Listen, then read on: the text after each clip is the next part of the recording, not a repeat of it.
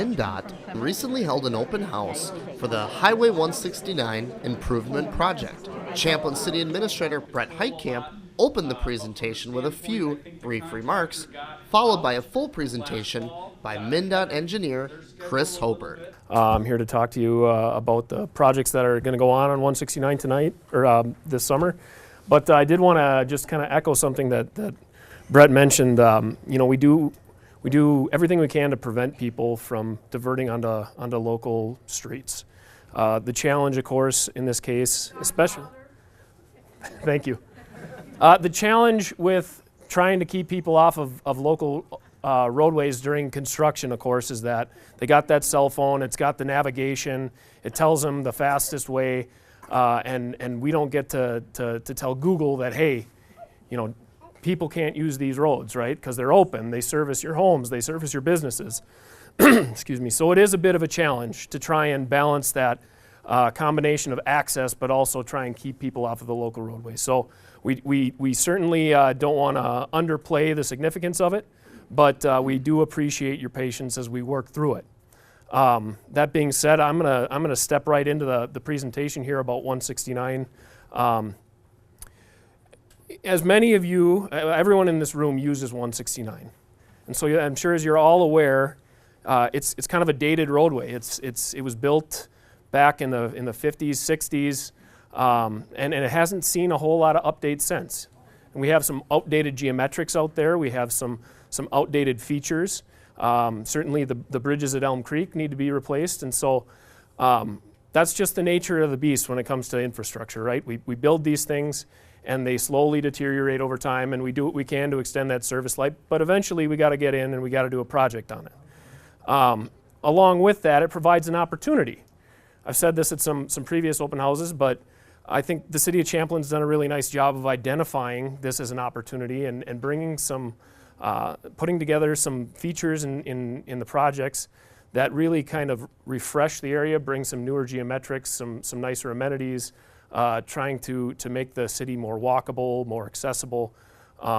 So there's going to be a lot of nice features at the end of this. It's going to be a difficult summer as we work through the construction, but at the end of the day, we'll have smoother roads, new bridges, new pedestrian amenities. Next year they'll come in and they'll do some landscaping and some lighting.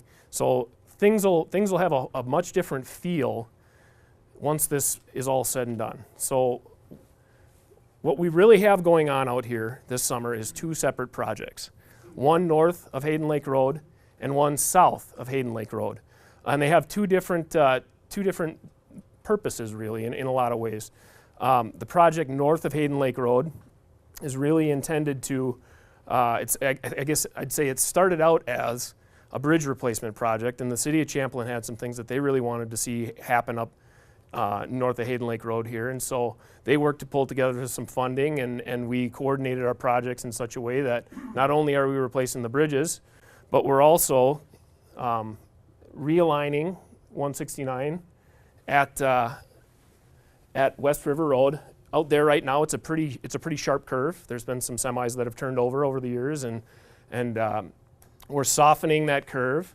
We're bringing intersections that are previously at kind of a funny angle into the highway at a more 90-degree angle, and putting in some longer turn lanes, more turn lanes, try and keep traffic off of the main line into those turn lanes that are making those turn movements so we can get more throughput. And certainly quite a bit of pedestrian upgrades up here as well. So that includes an underpass for pedestrians to get across 169, and a fair amount of trail along the highway and along some of those local roadways as well. I guess the little summary here will be replacing those bridges, realigning 169, that pedestrian underpass, realignment of West River Road and Dean Avenue, including some of the construction of that business access. We're removing access onto 169 from Dowland Street, but in the southbound direction, right turns from 169 are still going to be, you can still access Dowland from southbound. And then the signal systems at Dayton Miller Road will also be replaced. So what do we expect to see out of this in terms of benefits? We've got improved safety and mobility of the highway, upgraded signals. We're rebuilding the crossings to ADA standards. Smoother roadway surface, better drainage, longer service life of the highway. We won't have to be out here for 10, 15 years at the very least. Aesthetic improvements, sidewalks, trails, lighting, and better access to some of the amenities that the city of Champlin has. So what's been happening so far? Last fall, the contractor started work doing preliminary things so that they could really kind of hit the ground running this summer. It's a pretty aggressive construction schedule for them.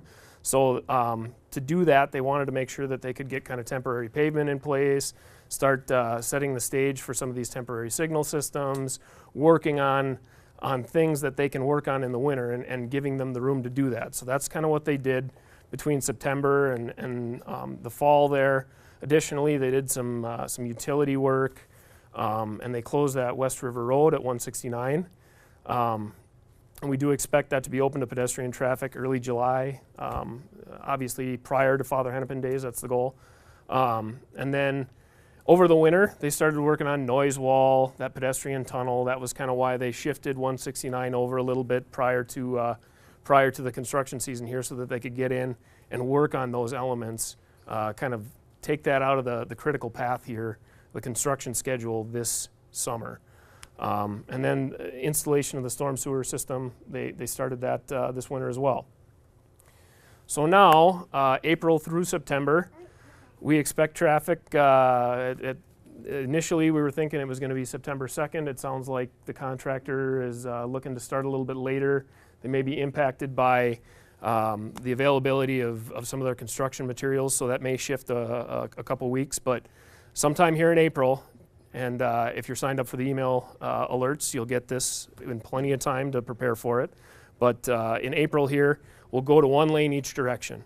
And that's required so that we can replace those bridges. We just don't have the real estate on the existing bridges to carry 4 lanes of traffic over it. So we got to shift the roadway over onto one side, head to head, and then work on the other direction. So spring, we'll start working on the northbound side.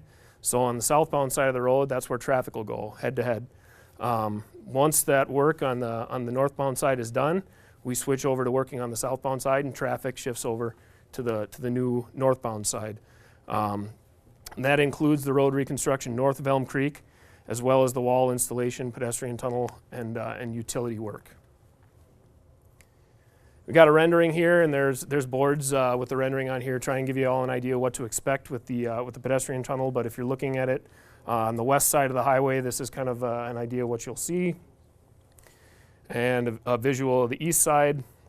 I've also got a couple of construction photos of what's been happening this year. They're installing a section of the tunnel, and you can see the work underneath, the grading that they've needed to do to kind of prepare that ground for the tunnel. And here's kind of the beginnings of the retaining wall that's going to hold the highway up over the pedestrian tunnel as well. And just a kind of another view of the front face of that. That's their form work they're getting ready to pour. So moving into the southern project, this is the project south of Hayden Lake Road. We'll be repairing and resurfacing 169 between Hayden Lake Road and roughly Highway 610. The road out there right now is concrete pavement. Those of you who drive it every day probably notice there's a little bit of clunk as you hit those joints in the pavement. Those are things that need to be repaired. So the way that the road's built, we've got a joint down the middle of it, and there's a fair amount of repairs that need to go in that center line joint, and that's partly why we need to have traffic on one side of the road for that as well. So really, we had this project in our program out a few years. This wasn't aligned with the project north of Hayden Lake Road, but obviously we looked at what the impacts were going to be to the community, and we said, you know, we really want to line these two up and have these impacts be at the same time, so we're not here in 2018 and we come back in 2020 or 2021 and we do it all again. So let's really, we did a lot of work to try and get these things lined up and put them together, and it was a bit of a scramble there at the end, but we lined up the projects, and so from behind the steering wheel of a car, it should look like one project. And certainly we got 2 different contractors, we've got a lot of coordination work that's going to need to happen there, but we are working to coordinate those projects very closely. And that should really kind of mitigate the impacts as much as we can on the residents and the businesses in the city of Champlin. So why do we need to do the project south of Hayden Lake Road? Obviously that pavement, it needs work. If we don't do something about it, the potholes are going to get bigger and the ride's going to get rougher, and I don't think anybody wants that. So we'll get out there and we'll smooth that pavement out, put some new concrete in place, and really kind of set that road up for a good 10-15 years of traffic. Also, the intersections and pedestrian amenities out there aren't up to current ADA standards, so we'll be bringing those up, installing push buttons, the audible systems. Additionally, we've got some turn lanes that we're extending. Again, that's to try and keep vehicles as they sit in the turn lane and they stack up, and they'll eventually make their way into the main line, and then the main line traffic can't get through the intersection. So we extend those turn lanes, and that allows more mainline traffic to use 169, should improve the flow. Additionally, out here at 120th, as you turn onto southbound, there's a pretty abrupt merge, and traffic's really moving on 169 through here. So we'll be installing an acceleration lane, give folks more time to get up to speed before needing to merge over onto the highway. And then there's a stretch of guardrail down at the pedestrian bridge between 101st and 109th that needs to be replaced as well. So what do we expect to see out of that? Again, better mobility, better safety.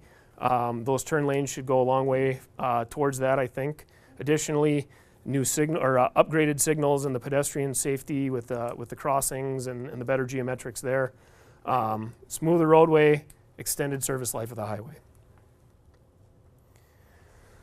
Again, this project started prior to this construction season. You probably saw them out there last fall with some dozers and some heavy machinery putting some stuff in place. That was really intended to, again, gear the contractor up to hit the ground running this year. We extended some pavement at the intersections to allow for turn movements. You know, if we got traffic head to head, we want to make sure that people can turn right and have space to put their cars while they're waiting to turn right, so that we have to widen the pavement out there. Put in some poles in anticipation of the temporary signal systems.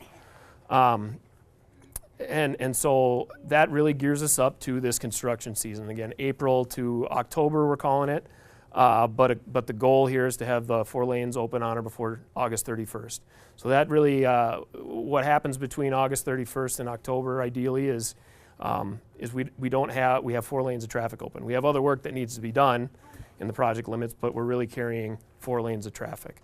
One thing to note, we did previously have a closure of 117th Avenue for the duration of the project. Cross traffic wasn't going to be traveling on 117th, and we got a call from the city, and they said we got to figure something out here that's a bit of an issue. And so we worked through it with them, and we did get to a point where we're installing a fully functional temporary signal system there, so you'll have all your movements. But that kind of is playing a little bit into this construction season. We didn't get on it last fall. This came up a little bit late, so our contractor needs to do that this spring, and we're working to negotiate with them to keep that August 31st date, so it doesn't slide because they've got to go out and install a temporary signal system before we do work. So a little bit of what to expect here. We do need to close all the intersections along 169 here to do work within the intersections themselves. We've got to replace that pavement. So during these closures, the first and foremost thing is no 2 consecutive intersections are closed, as Brett said in his introduction. So the contractor, if they're going to be working on 120th, they've got to have 117th open and East Hayden Lake Road open. If they're working on 114th, they've got to have 117th and 109th open. That's really intended to make sure that people have access to their homes and to their businesses. You know, it's an inconvenience. Unfortunately, it's a necessary one, but we want to be sensitive to the fact that people need to get onto the highway, get home. So that was something that we put in place.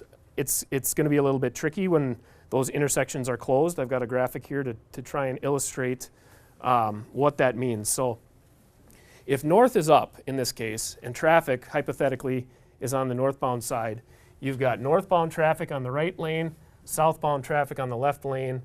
Movements across southbound need to be closed while they're working on the pavement here, but we do have right turns off of the highway and right turns onto the highway. In the obverse, so if traffic flips over to the southbound side, the same is true. The southbound would be in the right-hand lane, and you'd be able to turn right off of the highway and turn right onto the highway, and northbound would go through. One of the other things that came about as we were developing this project is business detour signing. So we do have provisions in place to sign for businesses along the corridor. We can't call out specific businesses, but we do have some signs set up. This kind of gives a little bit of the flavor. So at the beginning of the roadway work, the work zone, as you drive into it, you'll see this sign, road work 610 to Hayden Lake Road, for instance. It'll begin, they'll give you a month and a day.